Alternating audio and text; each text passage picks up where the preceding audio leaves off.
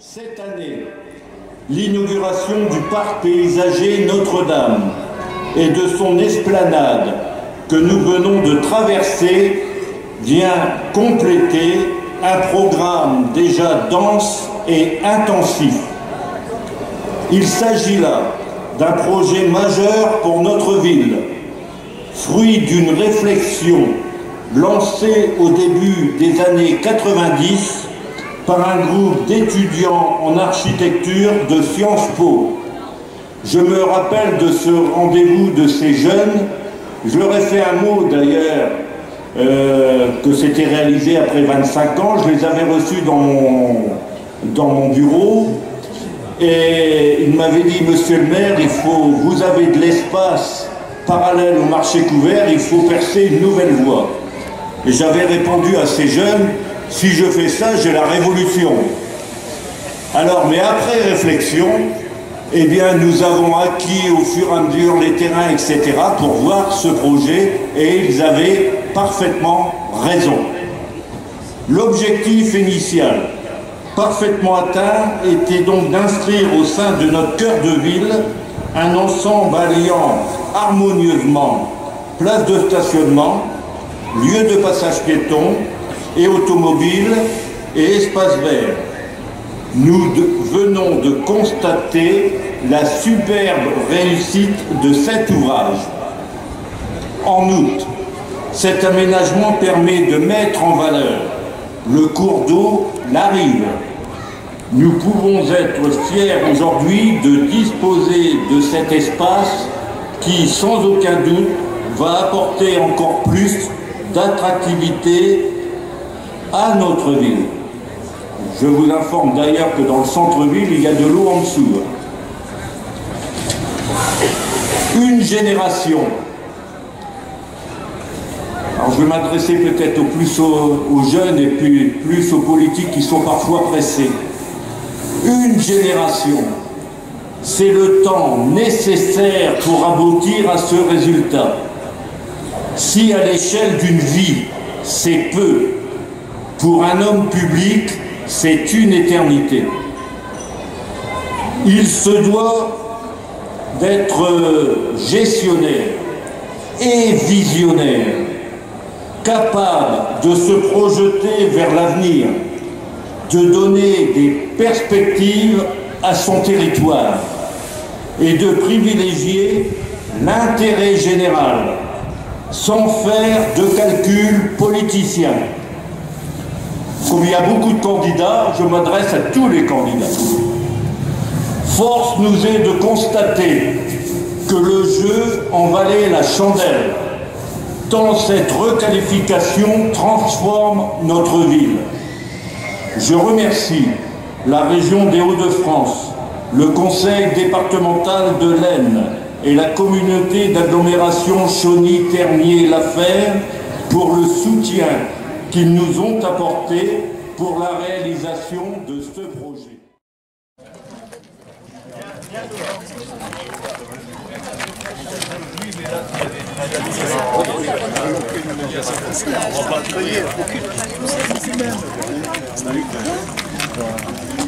Ça, mais les syndicats, il faut avoir un moment attitude avec lui que vous avez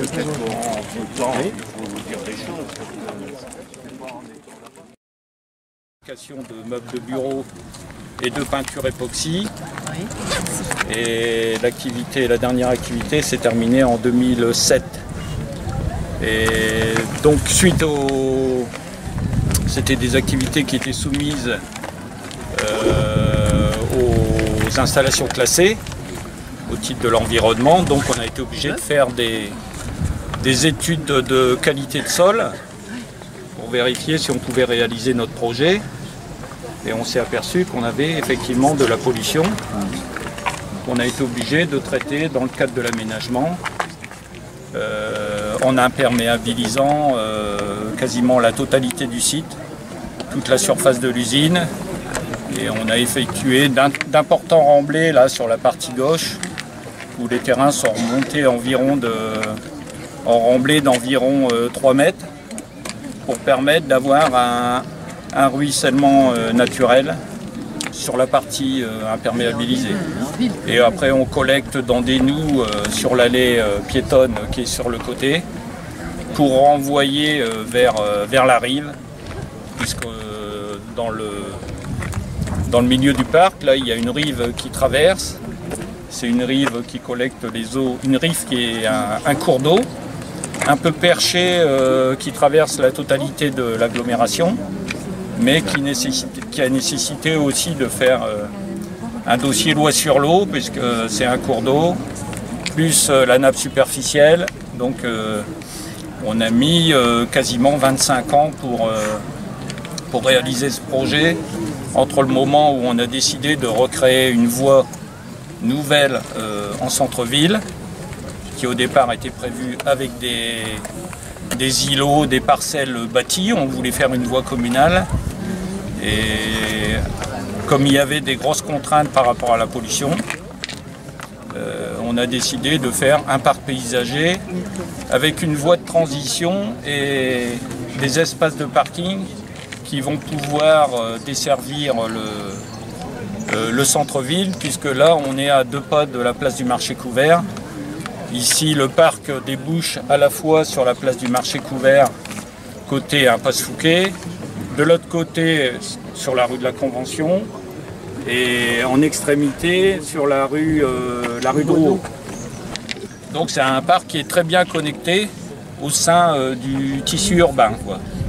Et c'est piéton, bien sûr, pas question. Alors non, c'est pas piéton. Donc c'est un parc où on a décidé de laisser rentrer la voiture, puisqu'on est à proximité. De limiter. Donc c'est un parc où la circulation piétonne et véhicule est mixte, limité à 20 km/h, priorité aux piétons. Après, on ne souhaite pas avoir de véhicules ventouses, donc on limite le stationnement au maximum à 48 heures. On ouvre le parc le matin à 8 heures. On le referme à 20 heures tous les jours de la semaine, avec un contrôle qu'on va compléter par des caméras, puisqu'on a prévu de mettre des caméras sur 2 des mâts principaux pour voir un peu ce qui s'y passe en période de fermeture du parc. Voilà, en gros. Avec des voitures, c'est une vraie voie de liaison. C'est une voie de liaison qui doit apporter un plus au tissu commercial du centre-ville. Alors il y aura, au bout, vous allez le voir, il y aura un parking là, c'est ouvert, de 40 places. Là, les personnes peuvent stationner. On a une centaine de places à peu près qui sont disponibles. C'est des places qui sont traitées en dalles perforées. Vous allez voir des dalles perforées béton parce qu'on veut donner un aspect naturel à l'ensemble du parc. Après, il y a aussi un esprit développement durable. On est resté sur des essences locales au niveau des plantations. On s'aperçoit qu'il y a beaucoup notamment des sols au niveau des arbres. Il y a du boulot aussi, c'est des essences locales. Et on a traité le parc dans l'esprit de ce qui s'aménage maintenant dans le cadre du développement durable. On a essayé de faire un parc dans cet esprit, en respectant le milieu naturel. Ça pousse vite les arbres, faut t'imaginer. Là ils ont eu du mal à partir. On a eu des problèmes de départ de végétation avec la période sèche qu'on a eue là, ces derniers mois. Et là avec les 2 dernières pluies qu'on a eues le week-end, là on s'aperçoit qu'il commence à y avoir la verdure est plus apparente, quoi. Ils ont réchappé à la grêle. Donc on est quand même sur un projet substantiel de 2 250 000, puisque au départ on est passé quand même par les acquisitions de terrain.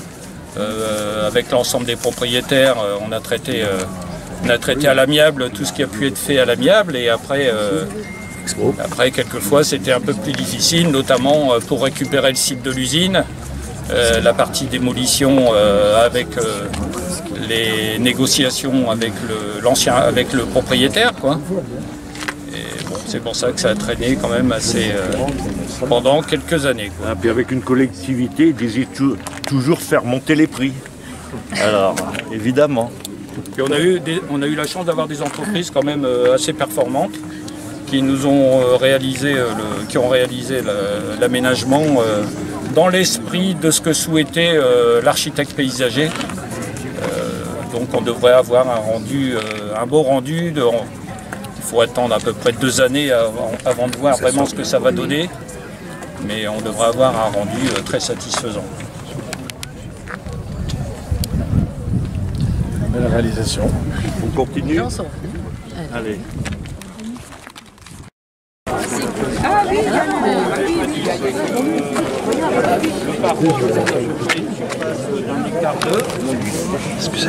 Qui avait des parties, notamment la partie qui est le long de la rive, qui n'était pas polluée, la liaison entre la rue de la Convention et la rue Fouquet, et qu'on a pu faire un petit verger. Les arbres qu'on voit derrière, ce sont des cognassiers. On a pu réaliser un petit verger où les gens pourront, quand il y aura des coins, ils pourront venir se servir, quoi. On a mis quelques photos pour rappeler l'antériorité du site. Ici, la première série de photos concerne l'entrée côté Notre-Dame, l'entrée du côté de Monsieur Brosse, où il y avait une ancienne salle paroissiale qui était attenante au presbytère.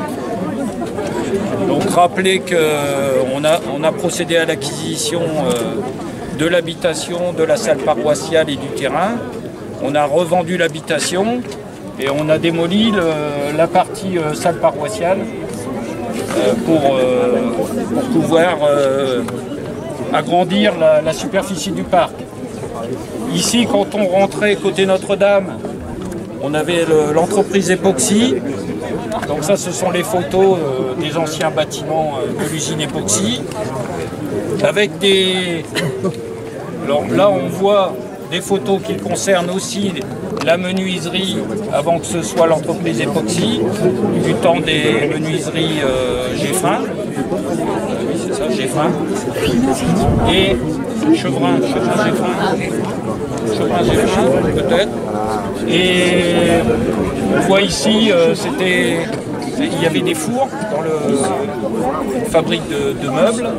Et il y avait des fours et on voit ici la tour des fours, ainsi il y avait un logo qui donnait du côté Fouquet, là, qui représente ici un menuisier en train de travailler.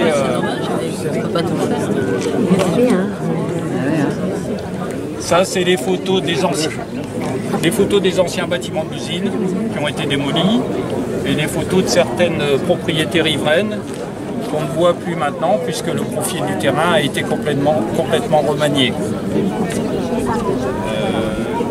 Ici, c'est le début de la démolition qu'on retrouve sur les photos d'après, qui permettent d'apprécier l'ampleur des travaux qui ont été réalisés. Et les travaux ont commencé au début de l'année dernière. Donc on a fait, il y a eu un peu plus d'1 an de travaux.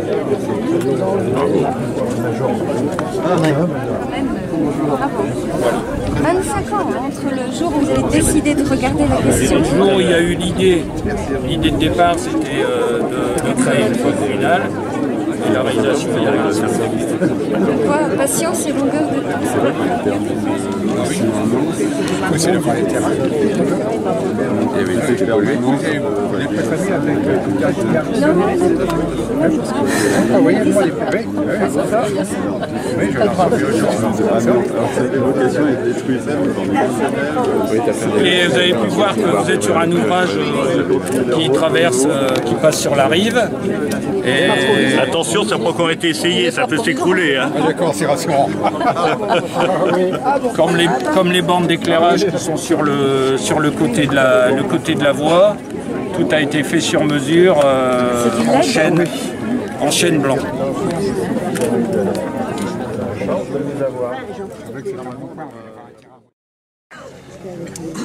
Bien, et bien maintenant vous allez pouvoir tranquillos aller place de Hôtel de Ville. le lancement des fêtes Rabelais. Pour le lancement des fêtes Rabelais. Comme ça, vous pouvez regarder aussi l'impasse qui remonte en centre-ville, etc. Je prends quelques photos devant la plaque avec toi, Marcel, quelques petites photos, s'il vous plaît, Isabelle. Alors tu réagis en retard, toi. Non, mais là, bien posé, c'est mieux. C'est toi qui s'occupe de ça. C'est toi ? C'est toi, moi.